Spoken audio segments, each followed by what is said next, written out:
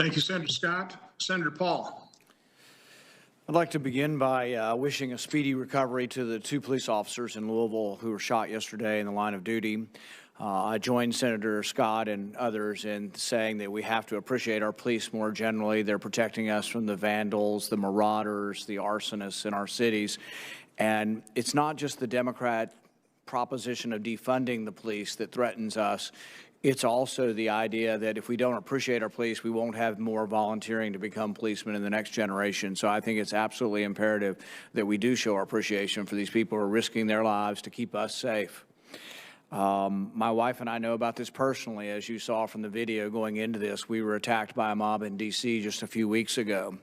For those of you who doubt that the mob had violent intent, immediately after we were safely into the hotel, or somewhat safe in our hotel, one of the police officers was assaulted and received stitches in his face. And I guess what bothered me is, I commend them for their heroism. I truly believe they saved our lives. But the person who assaulted the policeman was from out of state. I think the federal charges were lodged, but then he was released on his own recognizance. I tweeted out somewhat snarkily, if you're looking for him, you may look in Kenosha. But I think we do have to investigate these people. And we have to put blame where blame is. We need to find out who's financing them. If you're from out of state and you attacked someone in D.C., I would think that the FBI or federal authorities should investigate, how did he get there, who's paying for it. I can tell you that Black Lives Matter is supporting these folks and that we shouldn't shy away from attributing blame where blame goes. When we were attacked, the head of Black Lives Matter in Louisville had this to say. She said, "We can see the fear in their faces, and that's how we want them to live." Their goal is terrorism. They're admitting it. If you look at their exchanges online and social media, they are saying their goal is to terrorize public officials and really anybody. Many of the people in the restaurants that they're being terrorized are not public officials, but their goal is terror. Now, whether or not that equates to something that you can legally investigate, I don't know, but we should know that, and we should let corporate America know that. Corporate America is giving millions of dollars to something they perceive as an anti-racist group.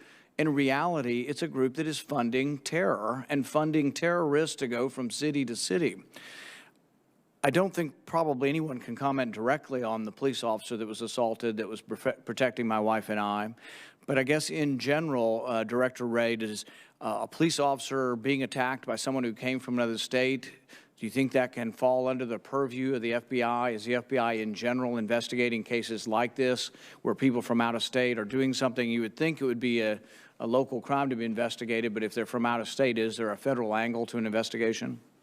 Well, Senator, first let me say I appreciate your sympathy and appreciation to that officer, well, we're pleased that the offender was charged. Obviously, the release is concerning. I would say that when it comes to interstate travel, there are sometimes federal charges that we can bring. So there are federal rioting charges that have an interstate nexus that we have started trying to use around the country where we can. And there are a variety of sort of interstate commerce type hooks that we can look to. We are aggressively looking for a lot of the same kinds of things that you're pointing to: funding, supply chains, networks, communications with others in different parts of the country.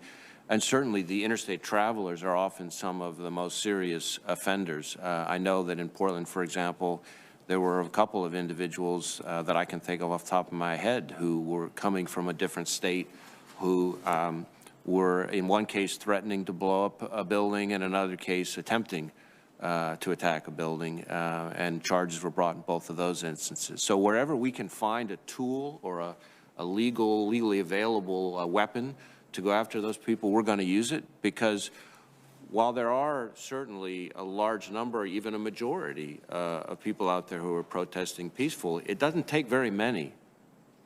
As you experienced, you and your wife, in the really shocking video that was played, it doesn't take very many people to suddenly cause very serious harm. And I think the frustration is that there's one guy on the internet who's, I think he's been arrested 26 times. And there's got to be some sort of cumulative nature to that many crimes that we've got to be at some point able to hold them. I do think rearresting is a good idea. And if I were in Portland, I would arrest them all every night, the ones that are committing infractions. And it's not life in prison, but you should get 24 hours in a cell and a trial or a hearing the next day and be booked. But we've got to do something. And I think the lack of doing anything is encouraging more of this.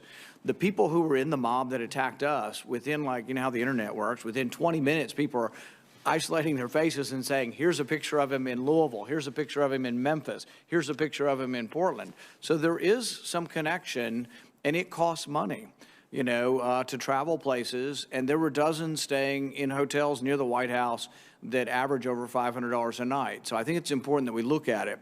Now, I'm very concerned about free speech and not going after groups for speech. I actually sympathize with some of the reforms. I had an act called the Breonna-Taylor Act to get rid of no-knock raids because I think they endanger police officers and people behind on the raids. And many police officers actually agree that the no-knock raids may not be necessary.